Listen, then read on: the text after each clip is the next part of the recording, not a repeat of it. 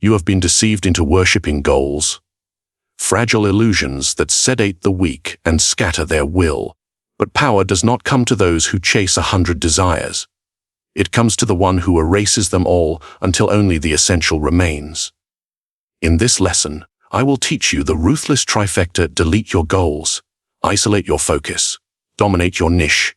In every age, the ambitious drown in noise, chasing recognition, applause, and endless lists of empty targets. They mistake motion for progress and obsession for mastery. But the wise understand the path to domination is subtraction, not addition. To conquer the field, you must silence the world, narrow your vision, and compress your will into a single strike. Isolation is not loneliness. Focus is not limitation, it is weaponization. Domination is not arrogance, it is inevitability, when every ounce of your being bends toward one purpose. In this doctrine, we discard the illusions of ambition and replace them with control. They told you to set goals, to dream big, to chase visions painted in the air. But tell me, how many conquerors ever chased their power? None. They constructed it. A goal is a mirage, a fantasy projected into the future to pacify your present. You cling to it because it gives you comfort, not control. And comfort, my friend, is the softest form of slavery. Every weak man has a goal. I want to be successful. I will become powerful. I will achieve greatness. Empty declarations, because they depend on tomorrow. Do you know who lives in tomorrow? The dreamer, the idealist, the man who never acts because he is forever preparing to. You may believe goals give direction, but they do not. They divide your attention, scatter your strength, and promise you meaning instead of discipline. They are the language of those who need motivation to move, while the powerful move without permission. History remembers no man for his goals. It remembers him for his will. Julius Caesar did not write, "I will conquer Gaul by the year so and so." He simply marched. Every decision, every breath, was consumed by conquest. There was no separation between goal and existence. There was only motion. The same truth breathes through every master of control. They did not chase outcomes. They became the process, because when you live by goals, you build a castle in the sky. When you live by will, you build an empire on stone. Consider this: why do most never reach their goals? Because goals require emotion, not structure. The moment you feel tired, your fantasy evaporates. But structure survives emotion. It functions whether you feel inspired or broken. That is why the strategist wins where the dreamer fails. Power is not achieved through enthusiasm. It is engineered through systems. Systems that do not care about your feelings. Systems that operate when motivation dies. Ask yourself, are your goals yours, or were they sold to you? Society feeds you ambitions so you remain predictable. Chasing success keeps you busy, not dangerous. And the busy man never becomes the dominant man. When you destroy your goals, something terrifying happens. You lose the illusion of progress. You face the raw truth of who you are without the dream. That moment, though brutal, is sacred. It is the death of illusion and the birth of control. The weak call it hopelessness. The strong call it clarity. Once, I observed a prince who sought glory in every direction. He wanted to be beloved by his people, feared by his enemies, admired by his allies. In chasing every desire, he divided himself into fragments. Each promise he made pulled a piece of him away. By the time he realized it, he was surrounded not by enemies, but by his own distractions. He had conquered nothing, not even himself. You may laugh at his folly, but look closer. You do the same each day. You promise yourself to 100 futures instead of mastering one present. Destroy your goals. Not because you lack ambition, but because ambition without focus is chaos. When you erase the horizon, you are forced to face the ground beneath your feet. That is where real construction begins. That is where the ruthless thrive. Do not mistake this for nihilism. It is refinement. To act without goals is not to drift. It is to direct. Each action becomes deliberate, immediate, alive. You no longer say, "I will become disciplined." You are disciplined. You no longer say, "I will build power." You are power in motion. Every day becomes the battlefield. Every moment becomes the campaign. There is no finish line, only deeper conquest. This is how domination truly begins. Not with a dream, but with structure. Not with hope, but with clarity. Not with goals, but with systems of inevitability. The man with goals competes. The man with structure creates the field. He does not chase opportunity, he engineers it. He does not plan to win, he removes every way to lose. So when I say delete your goals, understand this: you are not abandoning ambition. You are refining it into precision. You stop running toward the future, and instead, you pull it toward you. Now the question remains: once your goals are erased and your illusions destroyed, what will you build in their place? That, my friend, is where the second doctrine begins. They tell you to network, to stay connected, to build relationships. They tell you power is born from social webs and endless alliances. But the truth, the one they never whisper, is this: power is not built in crowds. It is forged in silence. The powerful do not hide in isolation. They construct themselves there.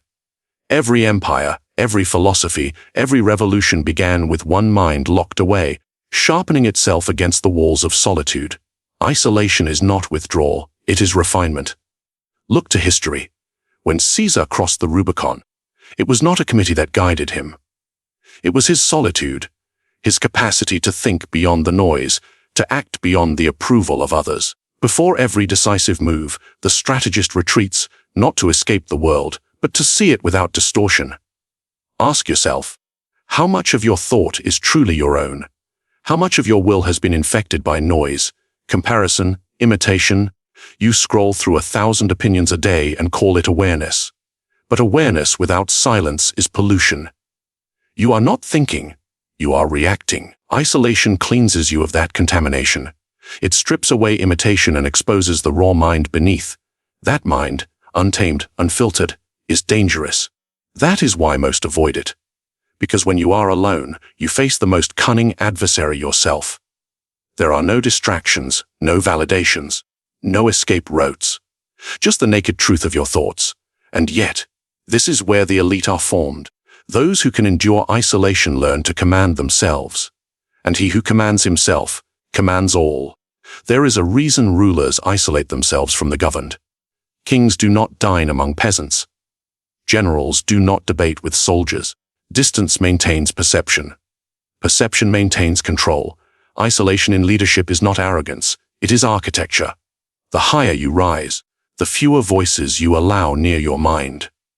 Because every voice carries influence, and influence is a seed that can grow into rebellion. But understand this distinction. Isolation is not loneliness. Loneliness is the cry of the dependent mind. Isolation is the silence of the sovereign one. When you isolate correctly, you are not running from people, you are withdrawing from contamination. Every time you detach from the crowd, you reclaim a piece of your independence. You stop reacting to the world and begin directing it. Think of a master chess player. He studies the board in solitude. While others play impulsively, he calculates quietly. By the time his opponent realizes the game, the outcome has already been decided. That is isolation in practice. The art of moving unseen, preparing when others are distracted. The same principle rules psychology. Humans fear silence because silence mirrors their inner disorder. They crave conversation, stimulation, validation, because it keeps them from hearing the chaos within. You, however, must walk toward that silence. You must sit in it until the noise dies, and the structure of your own will emerges. That is how focus is born. That is how control begins. Even predators understand this. The lion hunts alone not because he despises the pride, but because the kill requires focus. Distraction means hunger. Isolation means survival, and so it is with power. To isolate is to prepare. To isolate is to harden. To isolate is to see what others cannot. There was once a prince, young adored, constantly surrounded by flatterers. He believed their praise made him strong. When rebellion came, those same voices vanished. He realized too late that he had never known his own strength, only their reflection of it. He had been imprisoned by attention, not liberated by it. Attention weakens. Silence fortifies. When you isolate, you detach from the theater of perception. You begin to operate from essence, not from applause. You no longer need to be seen. You only need to be effective. Isolation grants invisibility, and invisibility in strategy is supremacy. What cannot be seen cannot be anticipated. What cannot be anticipated cannot be defeated. So, when the world mocks your silence, when it calls you distant, cold, or detached, smile. For they are revealing their dependence while you are building your dominance. Isolation is where the mediocre dissolve and the masters emerge. It is not exile, it is evolution, because only the one who has stood alone can truly stand above. Now, once your isolation has refined you, once silence has weaponized your mind and severed your dependencies, you are ready for the next evolution of control. In every age, the battlefield changes, the weapons evolve, but the true war, the one for power, control, and influence, has always been waged in the same territory, the mind. And the most lethal weapon in that war is focus. Focus is not mere attention, it is control over attention. To focus is to dictate what your mind serves, and, more importantly, what it ignores. Those who cannot focus are slaves. Slaves to noise, to impulse, to every flicker of distraction that commands them like a master. And a man who cannot command his own attention will never command the attention of others. You have been trained to divide your mind, to glance, to scroll, to consume endlessly. They have fractured your will so completely that silence now feels unnatural. But that is the design, because a distracted population is not dangerous. It is compliant. He who controls your attention controls your life. And the most powerful among us have known this truth for centuries. Julius Caesar could command thousands because he could command himself. His soldiers feared his focus, his ability to see 10 moves ahead, unshaken by chaos. While others reacted, Caesar anticipated. That is the essence of focus as psychological warfare, the ability to remain calm when others drown in noise. Focus is not peace. It is possession. It means you have possessed your own mind so completely that nothing external can infiltrate it. And that, in the eyes of the weak, appears almost supernatural. Observe the manipulator. He speaks softly. He listens intently. He makes you feel as though the entire world has disappeared. Your words matter more than the rest. You mistake it for charm, but it is warfare. By focusing his mind entirely on you, he captures your focus in return. And once he holds it, he holds you. Focus is the currency of power. The one who controls where attention flows commands the world that follows it. Kings understood this long before algorithms existed. They used symbols, rituals, and spectacle to capture the minds of their people.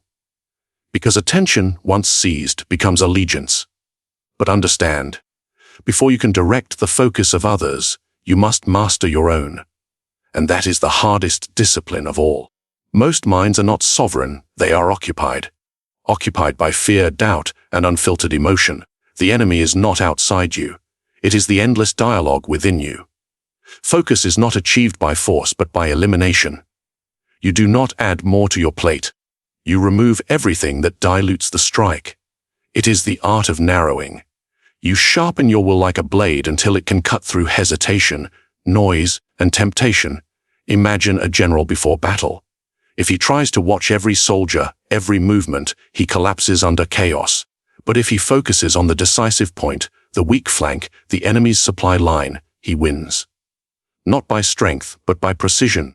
That is how life is conquered. Not through a flood of effort, but through concentrated force.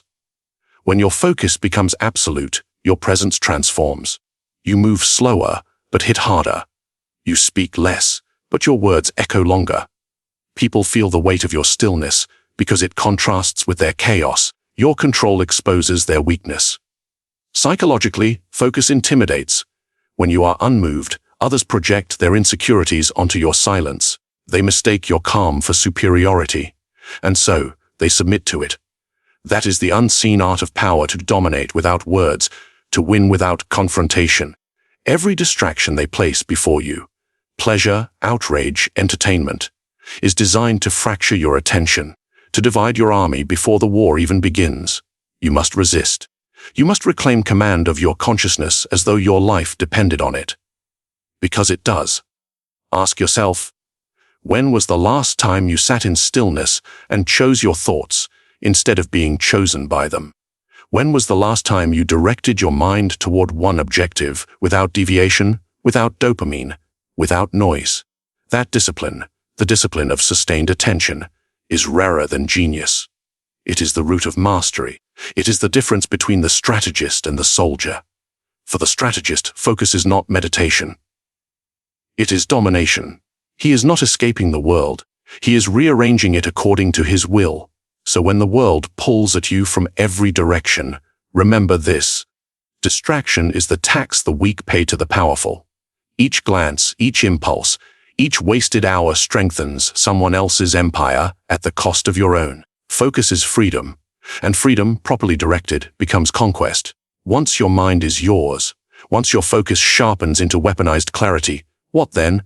What will you do with it? That, my friend, leads to the next doctrine. The masses chase everything: power, wealth, fame, approval, spreading themselves thin like desperate merchants at an empty market. But the powerful, they do the opposite. They choose one field, one skill, one domain. Domination is not achieved by being everywhere. It is achieved by being inevitable somewhere. The fool thinks influence comes from expansion. The strategist knows it comes from concentration. Because every time you expand, you divide your strength. And every division weakens your sovereignty. Ask yourself, how many half-built empires have you started in your life? How many dreams began with fury and died in distraction? You wanted to master 10 crafts, impress 10 audiences, win 10 battles. But in your hunger for more, you became less. The mind that pursues all becomes the slave of all. Power, like fire, grows only when contained. Focus it on a single point, and it burns through steel. Scatter it, and it flickers into smoke. Alexander the Great did not conquer the world by chasing every cause. He obsessed over one vision: dominion. He mastered warfare so deeply that his very presence shifted the psychology of nations. People surrendered before his armies arrived. That is depth. The depth of mastery creates the illusion of destiny. In contrast, look at the man who dabbles in everything. He learns quickly, speaks broadly, and impresses no one for long. He knows much, but controls nothing. He is an ocean an inch deep, beautiful from afar, useless in power. Depth terrifies people. Because it requires stillness. It requires staying in one place while others chase novelty. It demands that you confront boredom, repetition, and imperfection until they surrender to your will. But once you go deep enough, you become untouchable, because few are willing to descend that far. Consider Leonardo da Vinci. Even his brilliance was not universal. It was specialized depth disguised as diversity. When you study his life, you find one obsession: understanding systems. Whether in art, anatomy, or engineering, his mind dove into how things worked at their core. His genius was not wide, it was layered. Depth creates the illusion of infinity. The same principle governs manipulation. The manipulator does not try to control everyone. He studies one target until he knows their fears, desires, and weaknesses better than they do. With that understanding, he can move them effortlessly. He wins not by strength, but by precision. Breadth spreads influence. Depth locks it in. A man who knows 1,000 names holds nothing, but a man who understands one system, one structure of power, can bend an empire. This is why the elite create monopolies. They do not compete everywhere. They own one domain so completely that competition becomes impossible.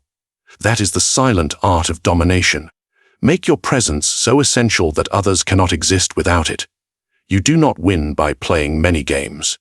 You win by mastering the game that controls the rest. Psychologically, this principle rewires how you think about ambition. You have been taught to chase variety, to keep doors open. But power demands closure. You must close every door until only one remains, the door that leads downward, not outward. Because power is not built horizontally. It is built vertically. Each level of depth multiplies control exponentially. Every layer you penetrate gives you leverage over those who only skim the surface. The world rewards depth because the world fears it. Depth reveals truth, and truth is dangerous. When you go deep enough into your field, you begin to see the strings that control it. the psychology behind the market, the politics behind perception, the desires that move men. You cease to be a participant and become an architect. That is when domination becomes effortless. You no longer need to chase recognition. Recognition chases you, because the world worships what it cannot replicate. Look around you. Most people scatter themselves into irrelevance. They are addicted to starting, allergic to mastery. Their strength is borrowed, their identity unformed. They spread across 10 pursuits and wonder why they stand on no throne. But the one who digs deeper, he bends reality. He can turn a single skill, a single truth, a single craft into a kingdom. Depth is how a craftsman becomes a legend, how a thinker becomes a movement, how a leader becomes a myth. So, ask yourself, are you expanding out of ambition or escaping depth out of fear?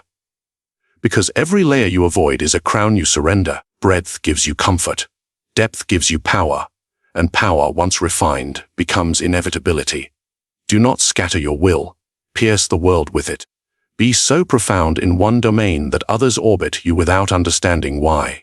And when you reach that point, when your mastery becomes your identity, you will realize that domination is not an act.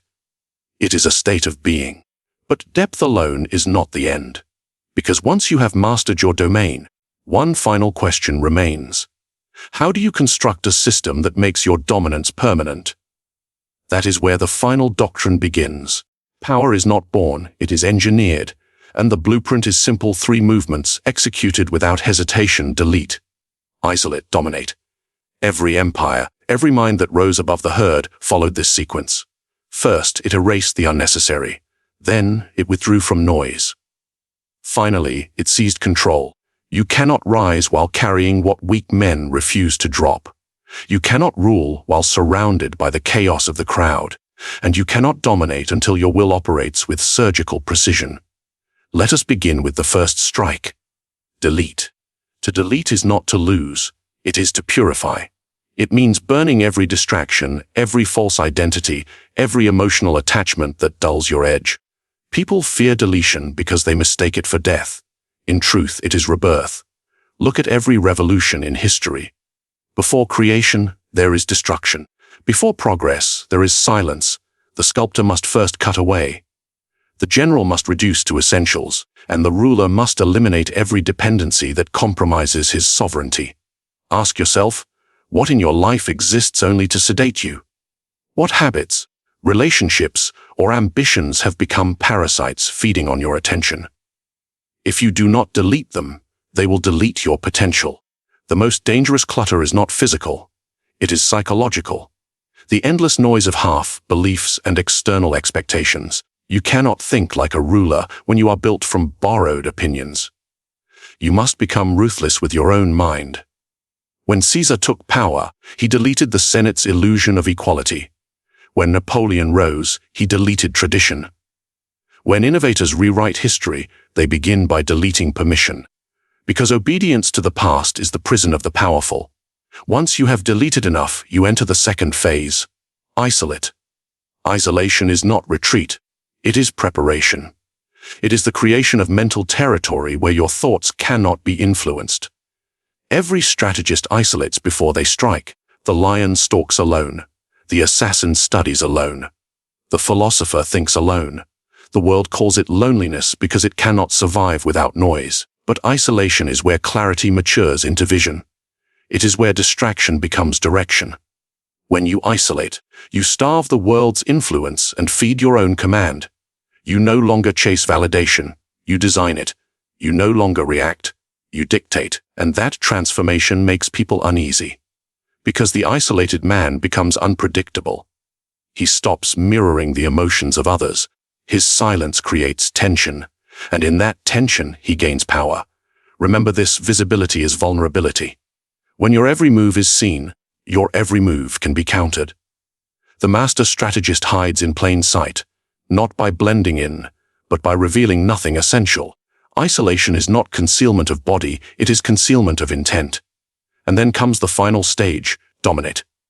Domination is not about crushing others, it is about creating a system so refined, so inevitable, that others submit voluntarily. You dominate not through noise, but through structure. True domination begins when your systems move even when you sleep. Your will becomes embedded into routines, environments, and decisions that no longer depend on mood or emotion. That is when power transforms from effort to momentum. Domination through systems is psychological warfare. Most men depend on motivation. The strategist depends on mechanism. When others hesitate, your machine continues. That is how you appear tireless, unstoppable, even divine. Ask yourself, if you stopped thinking for a day, would your power continue to function? If not, then you have built ambition, not domination.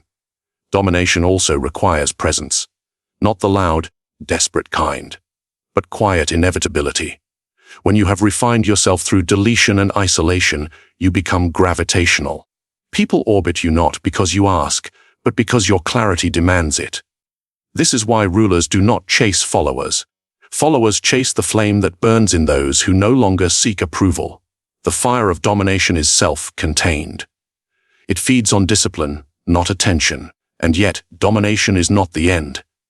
It is the beginning of something more dangerous, maintenance. For once you reach power, the war shifts inward. You must now dominate yourself as ruthlessly as you once dominated the world. Delete, isolate, dominate. This is not a sequence you perform once. It is a loop, a self-perpetuating cycle that refines your control every time it repeats. Each deletion makes your focus sharper. Each isolation makes your will colder. Each domination makes your system stronger. Through this loop, power becomes predictable, and predictability becomes destiny. Most men chase luck. The powerful engineer inevitability, and inevitability, when mastered, is indistinguishable from divinity. So ask yourself, are you willing to delete everything you are, to become everything you must? Because in the next doctrine, we do not speak of ambition or mastery anymore. We speak of control itself, the psychology of inevitability. Control is never taken by force. It is granted by those who believe they are free. The true strategist does not shout commands. He whispers ideas. He plants desires. He bends perception until obedience feels like choice. To control people without them knowing, you must understand their hunger, not their logic. The wise do not fight emotion. They feed it. They guide men through mirrors, not chains. Ask yourself, how often have you been guided by invisible hands? How many of your decisions were never truly yours?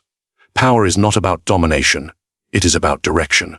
He who directs minds controls reality. Remember this: the best manipulation leaves no fingerprints, only results. If these truths unsettled you, good. That means they're working. Now, tell me, what did you see in this lesson? Comment your reflections below.